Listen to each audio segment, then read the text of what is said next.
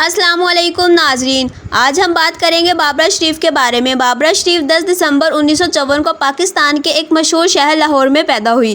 Career की शुरुआत उन्होंने 70 की दिहाई में एक फ़िल्म से की और अपनी अदाकारी की महारत की वजह से बहुत ज़्यादा शोहरत हासिल की। बाबरा शरीफ एक स्टाइलिश अदाकारा थी और पाकिस्तान की एक बेहतरीन उर्दू और पंजाबी बोलने वाली अदाकारों में शामिल की जाती हैं। इनकी इन खिदमात की वजह से पाकिस्तानी सिनेमा में इन्हें कई अवार्ड से नवाजा गया, जिनमें निगारे अवार्ड और ग्रेजुएट अवार्ड शामिल है। बाबरा शरीफ एक बेहतरीन अदाकारा रह चुकी हैं। इन्होंने फिल्मों और ड्रामों में पाकिस्तानी मकबूलियत हासिल की और पाकिस्तान की एक पसंदीदा अदाकारों में ये शामिल हो गई। इनकी एक्टिंग को इतना ज़्यादा पसंद किया जाता है कि अब मशहूर अदाकारों में इनको शामिल किया जाता है। अपनी खूबसूरत एक्टिंग की वजह से इन्होंने बहुत से लोगों को दीवाना बनाया और आज ये लाखों लोगों के दिलों में राज करती हैं।